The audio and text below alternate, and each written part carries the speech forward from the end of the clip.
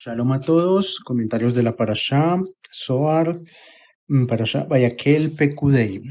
Esta es una Parashá doble, vamos a estudiar dos capítulos de la Torá y con ello cerramos el libro de Shemot, Baruch Hashem, para empezar la próxima semana con Vayikra, con Levítico.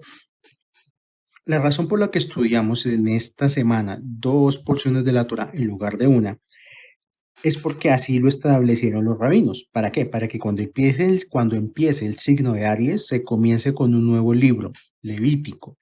A su vez, astrológicamente, esto es importante, salimos de un ciclo astrológicamente llamado invierno para entrar a un ciclo astrológicamente llamado primavera, lo cual trae un evento que es casi milagroso, y es que en todos los puntos de la Tierra va a haber la misma cantidad de día que de noche. ¿Por qué es milagroso? Porque la Tierra, a pesar de, digamos, evidencias, se ha descubierto, y es normal que así sea, que no es redonda completamente, o sea, no es una esfera redonda. La Tierra es una esfera amorfa, mejor dicho, no es una esfera. Y además de no ser una esfera, de tener sus aformidades, la Tierra recibe eh, eventos de altitud, nivel del mar, tiene cordilleras, tiene diversos tipos de accidentes geográficos que hacen que no en toda la superficie de la Tierra se pueda percibir la misma cantidad de luz y de oscuridad. Hay zonas del mundo donde los días son más largos que en otros. Hay zonas del mundo donde se puede experimentar mucha más oscuridad que luz. En este caso vamos a llegar a un punto astrológico en el cual el primer día de Aries, cualquier grupo de personas puede medir los tiempos de luz y oscuridad en distintas partes del mundo y les va a dar la misma cantidad. Esto nos lleva a una siguiente explicación. El año está dividido básicamente en dos etapas, astrológicamente hablando. Una etapa se llama luz directa y la otra etapa se llama luz retornante. Ahorita vamos a entrar a un signo con el cual se da inicio a la luz directa, que es Aries. Una de las misiones espirituales desde Aries hasta más adelante, o sea, desde lo que dure Aries hasta el final de Aries, que es Libra, o sea, el final del ciclo de la primavera, perdón, porque el final de Aries es Tauro, pero durante toda esta etapa, desde Aries hasta Virgo, prácticamente nuestra misión espiritual va a consistir únicamente en que la luz rebote en nosotros, porque la luz va a llegar por sí sola. No vamos a tener que hacer un esfuerzo adicional para que la luz llegue, y no hay que ganarse la luz, mejor dicho. ¿La explicación cuál es? Cuando nosotros estudiamos astrología cabalística, existen dos signos que son opuestos, que son Libra y Aries. En la rueda astrológica, Libra y Aries están opuestos entre sí. Con Libra iniciamos el ciclo que se llama luz retornante. Con Aries iniciamos el ciclo que se llama luz directa. Por eso es que en Rosh Hashanah de Libra, la gente tiene que hacer un mayor esfuerzo para ganarse la luz, que son las altas fiestas, Rosh Hashanah, Yom Kippur y Sukkot, y el esfuerzo es a todo nivel.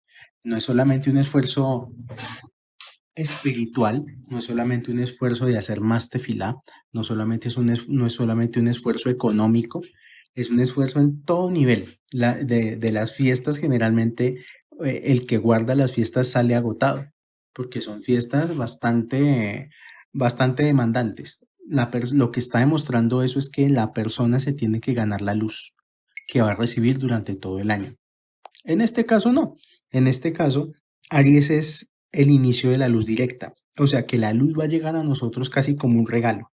Y por eso es que en la primavera todo florece. Todo se da de manera casi que milagrosa después de pasar un invierno bastante crudo. Invierno me refiero no solamente a la parte geológica, atmosférica, a las condiciones climáticas, sino también me refiero al invierno a nivel espiritual. Por eso el Ari explica la importancia de que cuando llega esta parte del año, estar ya en Levítico. No podemos estar en Shemot todavía. En resumen, un aspecto conceptual de la luz directa es que no tenemos que hacer trabajo para recibir. Básicamente se trata de no impedir el paso de la luz. Ahorita estamos en ese proceso. Vamos a entrar en un proceso donde la mayoría de la gente, por miedo, ahorita estamos en una situación atípica a nivel mundial, pero que está coincidiendo de alguna manera con estos tiempos astrológicos. El seguidor de Hashem, el estudiante de Torah, lo que tiene que hacer en este momento es, con todas sus fuerzas, buscar recibir luz directa para rebotarla hacia los diferentes confines del mundo. La gente común y corriente en que está en el miedo a no infectarse, está en el miedo a quedarse sin papel higiénico, sin recursos. En eso está la gente común y corriente, porque su conciencia es solamente la de recibir para sí mismos, una conciencia completamente egoísta. Lamentablemente, hasta hemos visto en videos cómo la gente pasa por encima de los abuelos, de la gente de la tercera edad. Ha sido la población más damnificada para poder comprar algo, eh, para poder pasar este momento que estamos viviendo. Es un reto en lo que se viene, porque el reto de las personas que en una o en otra manera tienen el conocimiento de Hashem no es igualar sus emociones ni igualar su conciencia a las emociones y la conciencia de la gente común y corriente. Lo que tiene que hacer el estudiante de Torah, el estudiante de Kabbalah, es convertirse en un canal de la luz directa, porque bendición va a haber y va a llegar. Va a depender de nosotros canalizar esa bendición, no solamente para nuestro beneficio, sino para el beneficio de los demás. Y todo tiene que ver con todo. Todo este proceso de aislamiento, el hecho de no poder trabajar, el hecho de no poder producir, el hecho de no poder sostener el sistema, tiene que ver mucho con las lecciones de este capítulo del Zohar, del Zohar y de la Torah. Un aspecto conceptual de la luz directa es que no tenemos que hacer trabajo para recibir. Básicamente se trata de no impedir la luz. Ahorita el reto es ese. El reto es que no vamos a poder trabajar, pero ese no poder trabajar no nos debe llevar al pánico. Nos debe llevar es a entender de dónde es que viene el fruto del sustento y de dónde es que viene el sustento. Mucha gente va a tener sustento durante esta temporada y no va a ser por su trabajo, va a ser por Hashem directamente. Y eso va a cambiar la conciencia de muchas personas. Después de que salgamos de esto, el mundo ya no va a ser como era y vamos a tener otra conciencia, vamos a tener otra forma de ver la vida. Y una de esas cosas que van a cambiar en muchas conciencias y en muchas personas es que no es de su trabajo de donde van a obtener lo que necesitan para vivir, es de Hashem. Es decir, en Levítico empezamos a entender un concepto que se llama sacrificio. Este concepto sacrificio es algo totalmente opuesto a la idea implantada por el Estado y la Iglesia acerca de lo que se conoce como el trabajo. Los últimos 300 años, de la revolución industrial para acá, no sé si son 200 o 300 años, no tengo la cuenta exacta, pero por ahí va. La Iglesia y el Estado, el establishment, han transferido el concepto de sacrificio al concepto de trabajo. O sea, la gente entiende por trabajo algo en lo cual hay que sufrir, algo en lo cual hay que sacrificarse. Y la iglesia se ha encargado también de alguna manera, y por iglesia me refiero a la iglesia católica, se ha encargado de alguna manera en someter a las personas espiritualmente a eso. Ya las empresas los someten físicamente a eso. Y por eso se ve como algo bueno, entre comillas, sacrificarse trabajando. Pero si uno viene a entender qué significa sacrificio, sacrificio es una palabra que viene de sacro oficio, o sea, oficio sagrado. Y oficio sagrado no quiere decir sufrir. En los sacrificios, si la persona toma la Torah Peshat, la Torah literal, y si lee los capítulos relativos a los sacrificios, Si acaso el que sufría en el sacrificio era el animal, no la persona. O si había algún tipo de sufrimiento, de pronto era económico. De pronto, si la persona tenía que sacrificar un toro o dos toros ah, en el templo, lo máximo que podía tener a nivel sufrimiento era pues lo que económicamente representaba entregar dos toros. Pero nunca se habla de que la persona en sí sufriera haciendo sacrificio. Incluso lo que se buscaba era una elevación espiritual. Todo eso hay que tenerlo en cuenta. Ahora, la Iglesia Católica hizo todo un trabajo para inculcar a los pueblos que es un oficio sagrado sufrir en los trabajos y que está bien sufrir en el trabajo y que entre más se sufre, como que es mejor. Este concepto lo dejo hasta acá porque después lo voy a retomar más adelante y tiene que ver todo con todo. La porción de Bayaquel representa la reparación por el becerro de oro. Y la reparación del becerro de oro tiene que ver con las razones por las cuales la gente se congrega. En este momento, cuando estudiamos la porción del becerro de oro, lo más importante es que la gente se congregó para hacer un becerro de oro. O sea, la gente se fue, se le presentó a Aarón y le pidió a Aarón que le que le fabricara un nuevo dios. No era gente ignorante, la gente que hizo el becerro de oro, era gente que vio en vivo y en directo la partición del Mar Rojo, entre muchos otros milagros que vieron las plagas, etcétera, etcétera. Lo que sucede es que para ese entonces Moshe era el único guía que ellos tenían, aparte de todo lo que sabían del mundo conocido que era Egipto, que era Mitzrayim. Y ellos habían entendido que había un Dios que estaba por encima de Faraón y que estaba por encima de Egipto. Entonces, para ellos, estar alejados 40 días de Moshe era una eternidad y era algo muy difícil de sobrellevar. De alguna manera, se acostumbraron a ver milagros o se acostumbraron a ver eventos sobrenaturales para poder reforzar esa fe en Hashem.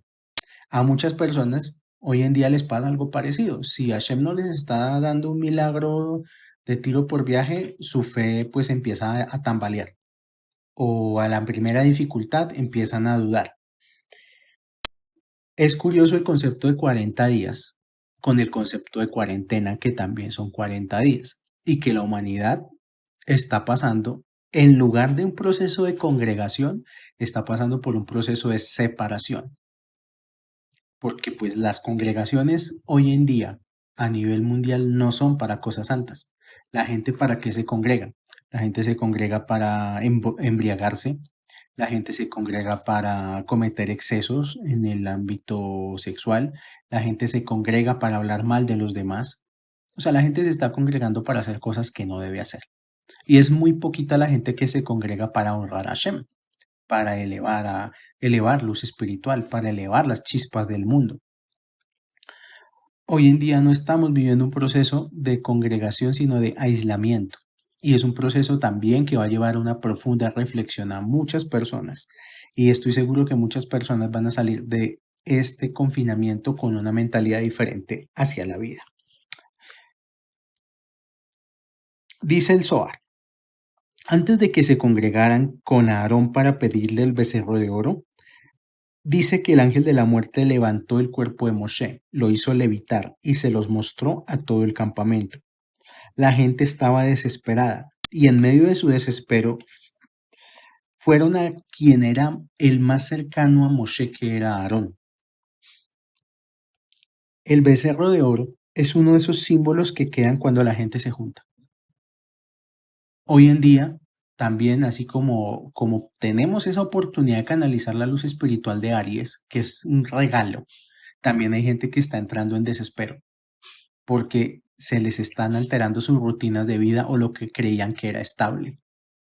La mayoría de las personas no estaban preparadas para lo que está pasando. No tenían el espíritu fortalecido para lo que está pasando. Estudiar Bayaquel tiene una finalidad y es limpiarnos de la energía residual de juntarnos para cosas que no son santas. Y esto de juntarnos también va para más adelante. Dice Lari, Moshe y la generación del desierto estaban en el nivel espiritual de Yesod de Abba, o sea, Atzilut. De los cuatro mundos, el mundo más elevado. Moshe los juntó para devolverles la estatura perdida a causa del becerro de oro. Por eso fueron necesarias unas segundas tablas. Más tarde, cuando aparece la porción de Korah, que eso es una parasha que ya más adelante llegará la parasha Korah. Pero en la porción de Korah, Korah empieza a discutir con Moshe y lo empieza a cuestionar. Porque lo que Korah veía era que la nueva generación que nacía en el desierto ya no venían del nivel de Atzilut, venían del nivel de Briah, que es un nivel más abajo que Atzilut. Entonces, la generación del becerro de oro eran almas de Atzilut. Pero luego, en el proceso de viajar a través del desierto, pues era lógico que nacieran nuevas almas, o sea, una nueva generación. Y lo que Korah veía era que esa nueva generación ya no pertenecía al mismo nivel o de la misma raíz que la generación del becerro de oro. Y el reclamo de Korah era que al ser una generación distinta al becerro de oro, el mandato de Moshe ya no era necesario. Y esta porción empieza diciendo, vaya que el Moshe, porque Moshe quería establecer que sean la generación de Atzilut y de Briah, que ambas vinieran del mismo Kaal. La palabra Kaal tiene como valor numérico 135, que es la suma de 72 más 63. Ahora, 72 es el valor numérico de la raíz de almas de Atzilut y 63 es el valor numérico de la raíz de almas de Briah. O sea, lo que queríamos era crear una congregación no solamente en el tiempo presente, sino a través de las reencarnaciones, que todo el tiempo estuvieran conectados al mismo nivel de alma. Ahora, como el pueblo se congregó con Aarón, para el becerro se necesitaba una misma acción con un propósito de la luz para purificarla. Cuando uno comete una transgresión, uno necesita el mismo tipo de acción, pero para rectificar. Es lo mismo que si una persona recibe un daño en su economía, para poder ser rectificado ese daño tiene que recibir el mismo nivel de economía, por ejemplo. O si una persona, digamos, echó a perder un electrodoméstico, Hasbe Shalom, para poder reparar el daño que hizo tiene que comprar otro electrodoméstico, pero pues nuevo. Asimismo es esto, cuando uno comete una transgresión, tiene que hacer una acción equivalente a la transgresión que cometió para que se pueda realmente rectificar.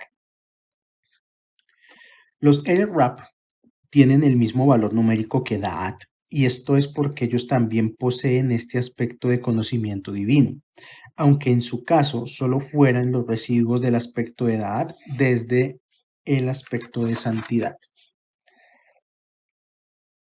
Pero como ellos también se juntaron en contra de Aarón, necesitaban congregarse desde un lugar de santidad para ser rectificados. Entonces, aquí es donde viene el siguiente concepto, que es juntarse en Shabbat. Juntarse en Shabbat sirve para purificar congregaciones del pasado en función de la negatividad. O sea, cuando una persona empieza a tener un grupo, un Kaal, tiene a dónde va a congregarse y guarda Shabbat y se congrega con las personas en Shabbat, muy probablemente está corrigiendo acciones de congregación negativas de esta vida o de vidas pasadas. Ya lo expliqué anteriormente. Nosotros usualmente los seres humanos nos congregamos para cosas que no son. Nos congregamos para hablar mal de los demás.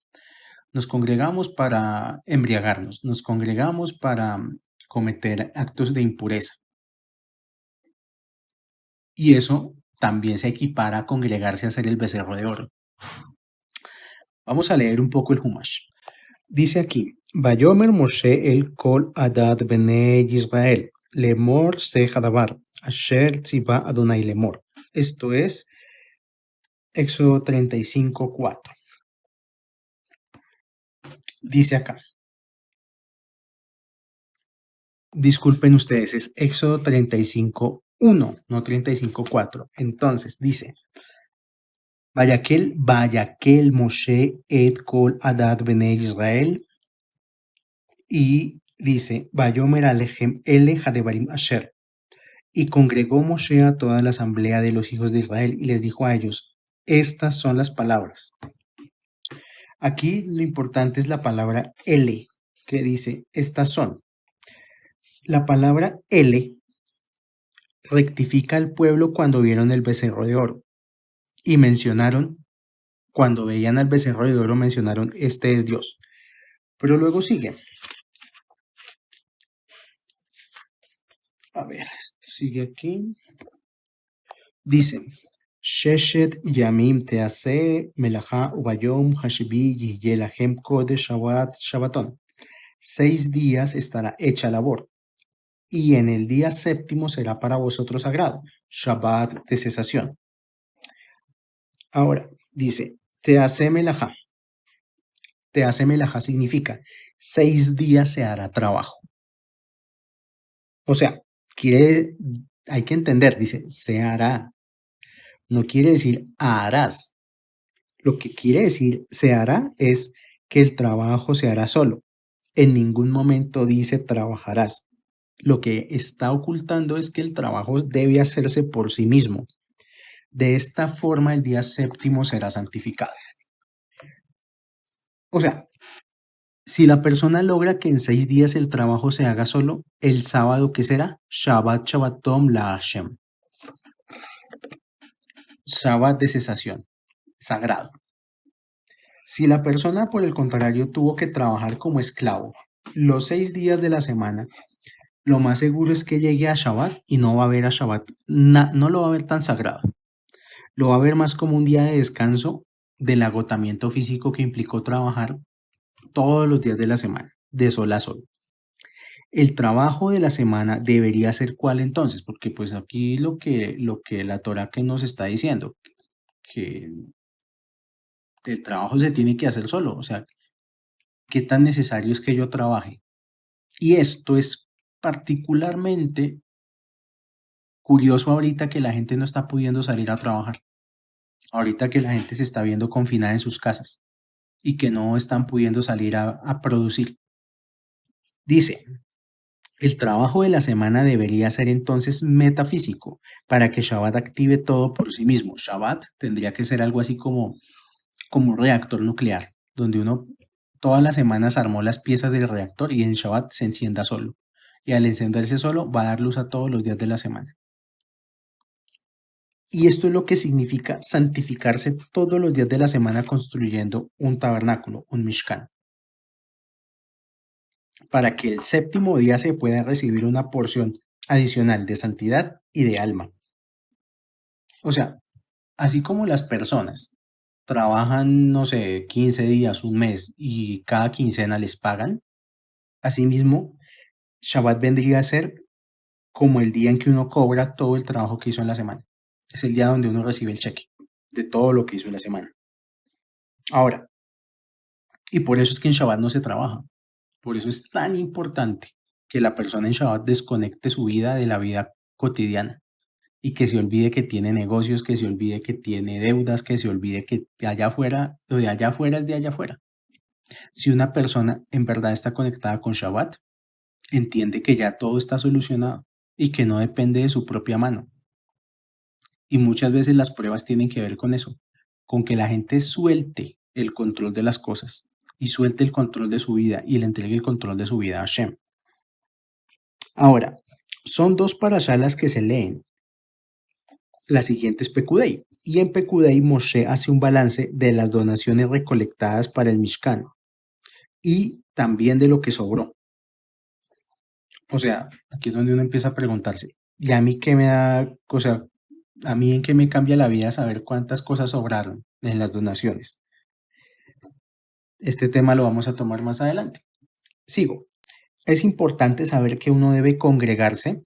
Nuevamente, volvemos al tema. Es importante saber que uno debe congregarse para hacer trabajo espiritual. Cuando una persona se congrega, es cuando sabe si está o no creciendo espiritualmente.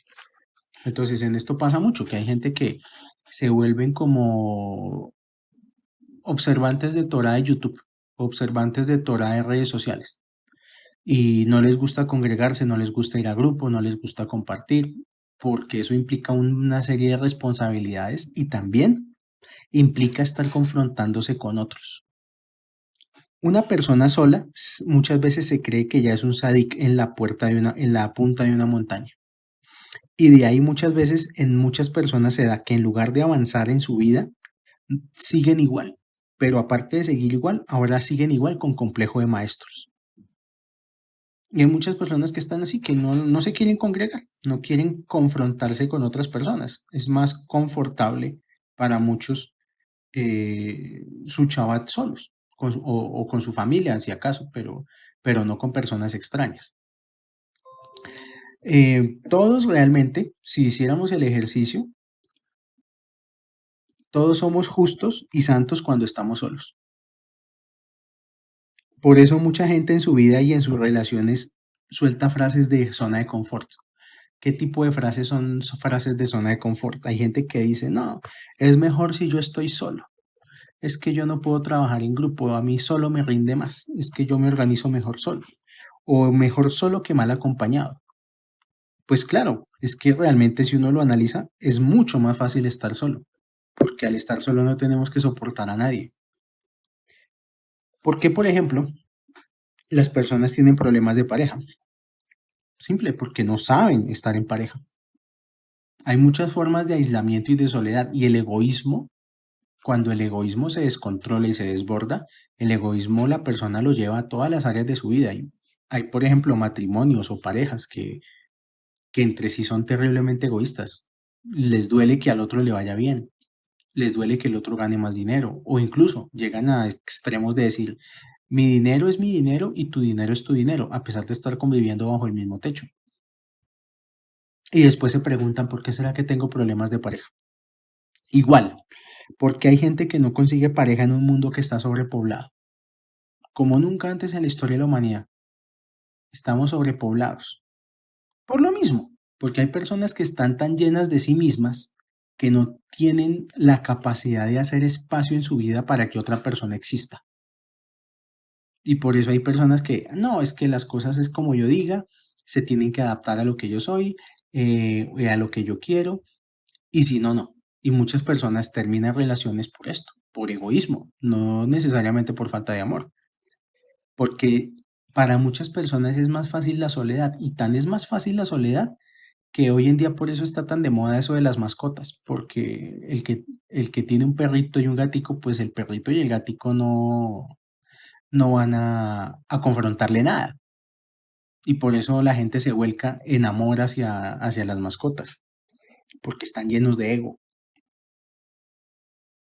Estar solo no prueba si uno es mejor o no. Y esta es la parte de Pecudei. La parte de Pecudei es saber si los recursos que la vida te da los usas para construirte un Mishkan. Por eso es que hay que hacer cuentas con las donaciones para el Mishkan. Porque tenemos que saber, y Hashem también lo sabe, pero nosotros tenemos que saber si la vida, no, lo que nos da, lo estamos usando para bien. El día, por ejemplo, para muchas personas, el día más difícil de la semana, paradójicamente, es Shabbat. Hablo de las personas que se congregan, que tienen un grupo o que tienen una congregación. Porque entre semana sucede que la gente puede evadirse de la familia. O sea, entre semana por estar trabajando, por estar haciendo mil y una cosas, la gente no está pensando en su familia, la tiene por allá lejos. Pero en Shabbat tienen que convivir con familia. Y muchas veces entre las familias hay mil y un problemas. Y muchas veces esos problemas se ven en Shabbat. Y si las personas no tienen el suficiente nivel espiritual, toda esa energía que han condensado en Shabbat se la llevan para todos los días de la semana. Y esos son los problemas familiares. Descansar en Shabbat también es que las relaciones con los demás sean un descanso. Eso es lo ideal, que nosotros, nuestra relación con la gente sea una relación descansada. Descansar en Shabbat es cuando tu trabajo de la semana es un descanso. Una vida como Shabbat es que la vida sea un descanso. Para que la vida sea un descanso, debemos usar los recursos que tenemos. Y si uno no tiene lo que quiere, es porque el balance contable de recursos espirituales versus el mundo físico no da. Muchas personas les pasa que ven noticias y se indignan por las contrataciones y por la corrupción de los contratistas del Estado y cómo se roban el dinero. Pues bueno, les tengo una noticia. Nosotros también somos contratistas, pero de Hashem. Y Hashem nos da un contrato en el momento en que nacemos y nosotros aceptamos el contrato por la construcción de un Mishkan. Y tenemos unas fechas de entrega, tenemos todo, y nos va a dar un presupuesto para que usemos ese presupuesto para la construcción de un Mishkan. Pero la gente, ¿en qué gasta el dinero? La gente gasta el dinero en mil tonterías. Ahorita que sucedió esto de la pandemia, ¿cuánta gente no salió a comprar exageradamente comida, papel higiénico, etcétera, etcétera? ¿Cuánta gente salió a comprar una Torá, o salió a comprar un Humash, o salió a comprar un tomo de Talmud para estudiar mientras está en cuarentena? Nadie, o muy pocos. No digo que nadie, pueda que sí, pero con respecto a la gran masa, no es una cifra significativa. Tener recursos, y esta es una de las razones por las cuales la gente no tiene recursos, porque en cierto punto Hashem dice, bueno, yo ya te aprobé un presupuesto, ¿qué estás haciendo con mi dinero? El dinero no es mío, no es de nosotros, es de Hashem. Tener recursos en este mundo tiene que ver con poder rendir bien las cuentas en relación al contrato laboral para construir el Mishkan. La pregunta que uno se tendría que hacer es la siguiente. ¿Uso los recursos que la vida me da para que haya más de Dios en mí? Y recursos es todo. No solamente es dinero, es la casa, es la comida. Por ejemplo, puede uno llegar a analizar extremadamente, ¿yo para qué estoy comiendo? ¿O para qué quiero comer? ¿Yo quiero comer para llenarme el estómago y para estar lleno? ¿O estoy comiendo para tener energía para poder estudiar Torah? ¿O para poder rezar correctamente? ¿O estoy comiendo por gula? ¿O estoy comiendo para elevar las chispas que hay en la comida, para bendecir a Hashem a través de la comida? Por eso es que mucha gente después pasa por serios problemas en su vida, por problemas en su sustento, porque se les acabó el crédito como contratistas, y ya después no tienen de dónde agarrar, porque han malgastado los recursos que tienen, se han endeudado en cosas que no deben, etcétera, etcétera. La cuestión, ¿cuál es? ¿Qué excusa le das al mundo espiritual respecto de tus compras? ¿Por qué crees que mereces eso? ¿Para qué quieres un carro nuevo? Hablemos si fuera un carro. ¿Para qué yo quiero un carro nuevo? ¿Para qué yo quiero un apartamento nuevo? ¿Para qué yo quiero ropa nueva? ¿Para qué quiero tiempo libre, por ejemplo? Ahorita como la humanidad no quiere guardar Shabbat, pues ahorita la humanidad está en confinamiento como si estuviéramos en Shabbat, obligados, encerrados. Eso que queremos es un recurso tomado de la luz infinita y hay un orden de medida de los recursos. O sea, eso no es solamente pedir. O sea, lo que nosotros pedimos, estamos pidiéndole a la luz infinita recursos. Por eso es que nunca es una solución en los gobiernos imprimir más billetes, porque inmediatamente valen menos, porque el tema no es dinero ni recursos en cuanto a materialidad. El punto es la luz espiritual que yo pueda despertar en la materia. Y muchas veces los gobiernos que no tienen esa sabiduría, lo que hacen es imprima más billetes. Inmediatamente imprimes más billetes, empieza a valer menos el dinero. ¿Por qué? Porque no tiene luz espiritual, porque no tiene una representación ni un valor real. De hecho, la gente que sabe de economía, si algo saben, es que no se puede mentir en lo económico. O sea, es sencillo, está o no está. En las empresas es lo mismo. Una cosa es la carreta que yo pueda echar y otra cosa es si hay o no hay ganancias. De eso pues también viven mucho la gente que trabaja mucho en eso de motivación, los coach, toda esa gente que trabaja motivando a la gente. Pues sí, la motivación es muy bonita, pero ¿tengo o no tengo? Es así de sencillo. Esos recursos que uno quiere, el mundo espiritual le pide a uno cuentas Y en cada Shabbat también nos piden cuentas. O sea, en cada Shabbat, así como vamos a pedir, a rezar y pedir, en Shabbat también vamos a rendir cuentas de qué hicimos en la semana con los recursos de la obra, con los recursos del Mishkan. De hecho, según cómo uno llegue a Shabbat, indica cómo están las cuentas. O sea, lo primero que uno tiene que hacer es analizarse. ¿Cómo llegué a Shabbat? Llegué feliz, tranquilo, descansado mentalmente, o llegué con mil cosas en mi cabeza, llegué haciendo mala cara a Shabbat, llegué estresado, estoy pendiente del celular. He visto gente así que están en Shabbat, pero están es pendientes del celular por allá, no sé en qué, pero pues no están en Shabbat, están es en sus cosas. Eso es lo que indica cómo está uno, cómo están las cuentas. Así de sencillo. ¿Por qué la gente, por ejemplo, por qué la gente, y lo he visto, interrumpe Shabbat por cosas de trabajo? La respuesta es sencilla y viene de lo que se explicó más atrás. La gente interrumpe Shabbat por cosas de trabajo porque el trabajo no se está haciendo solo, porque no estamos haciendo el trabajo, no se está haciendo el trabajo solo para Shabbat. Entonces, ¿cuál es la clave? La pregunta sería, la clave es que el deseo de recursos que yo tengo sea para construir el Mishkan. El deseo egoísta es en esencia contrario a la construcción del Mishkan. Cuando yo pido cosas solo para mí, para estar yo bien, o yo y mi familia, porque pues el egoísmo también es como solamente mi familia, que mientras mi familia esté bien, los demás que miren a ver. Cuando el deseo es egoísta, eso es lo opuesto a construir el Mishkan. Todo deseo humano puede ser dirigido a la construcción del Mishkan. Es decir, uno puede desear el mejor apartamento o el mejor automóvil, si es que eso te permite construir un mejor Mishkan. No es lo mismo desear un automóvil para no estar en el bus soportando a las personas que van de pie, a desear un automóvil para poder llegar a Shabbat o para poder llevar a alguien a Shabbat, por ejemplo. No es lo mismo desear tener un espacio más amplio solamente para el confort físico a tener un espacio más amplio para poder recibir invitados a escuchar palabras de Torah. No es lo mismo.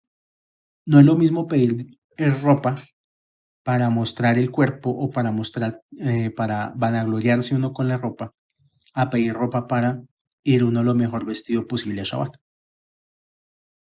Esa es la causa por la cual mucha gente compra muchas cosas y al poco tiempo deja de apreciarlas, porque nunca tuvieron las cosas que la gente compra no tienen luz, por eso no las aprecia y por eso con el tiempo van por más cosas. ¿Qué le estamos haciendo al planeta?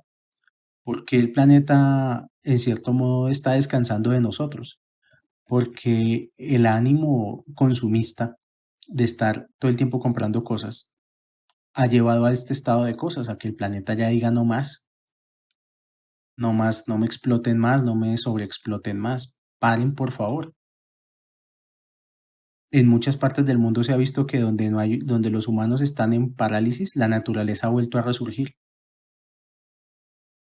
El mérito para tener cosas valiosas tiene que ver con la capacidad de elevar las chispas de alma de esas cosas valiosas. ¿Qué quiero decir con esto? Que no es malo desear cosas buenas, no es malo desear una buena vida, no es malo desear vivir un mejor estrato.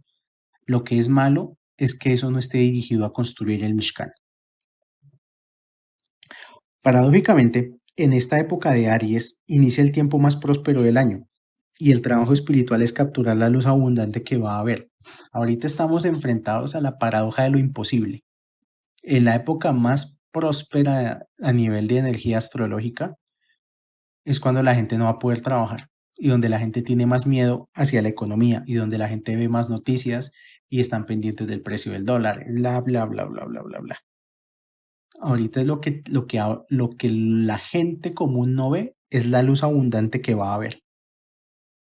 Y lo que tenemos que empezar a hacer no es una cuarentena para hacer pereza, no es una cuarentena para solamente ver peliculitas en la casa, no es una cuarentena para engordar, es una cuarentena para reforzar el trabajo espiritual y salir a capturar esa luz abundante que hay gratis.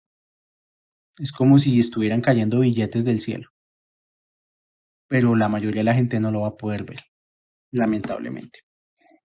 La clave de ser receptores de esa abundancia y de que ese trabajo se haga solo es usar el valor de la materia que te rodea para darle espacio a Dios en tu vida, que tus posesiones sirvan para la construcción del Mishkan. Estar en un camino espiritual sirve para descubrir que desde los lujos también se puede servir a Hashem, pero para llegar a los lujos empecemos con nuestros recursos. Mucha gente, no, yo como no tengo, entonces no. No, si tienes algo, o sea, así sea lo más humilde, pero desde lo poco que una persona tenga, si empieza a utilizar esa materia para servir a Hashem, lo que le está haciendo es mandar un mensaje al universo, un mensaje al mundo espiritual, de que sí sirve lo que está haciendo, pero que necesita más presupuesto. La gente que no está construyendo un Mishkan, lamentablemente es a la gente que le están cancelando los contratos desde el mundo espiritual. Le están cancelando la llegada de recursos. Nada de lo que está sucediendo es gratuito. Todo tiene una razón de ser. Para empezar, eh, un cambio a nivel global, un cambio que nos lleve a salir de la cuarentena como personas nuevas, como personas con otro pensamiento, con otra visión del mundo. Se nos viene la luna nueva de Aries y con ello una nueva oportunidad para canalizar luz infinita y poderla materializar. Que Hashem nos dé a todos la fuerza, Pedrat Hashem, para poder llevar a cabo el trabajo espiritual en estos días de aislamiento, que sean días de reflexión, que nos alejemos de noticias de pánico. Hay personas que lo único que quieren hoy por hoy es difundir miedo. No debemos caer en eso. Tenemos que tener la mente ocupada en cosas verdaderamente importantes. Que si afuera ven destrucción, ven caída económica, que nosotros veamos renacer, veamos que en poco tiempo va a ser controlada la plaga. Le vamos a demostrar a Hashem que no necesita enviarnos este tipo de castigos más para cambiar y vamos a ser parte de ese eje espiritual para poder elevar este mundo. Shalom, shalom.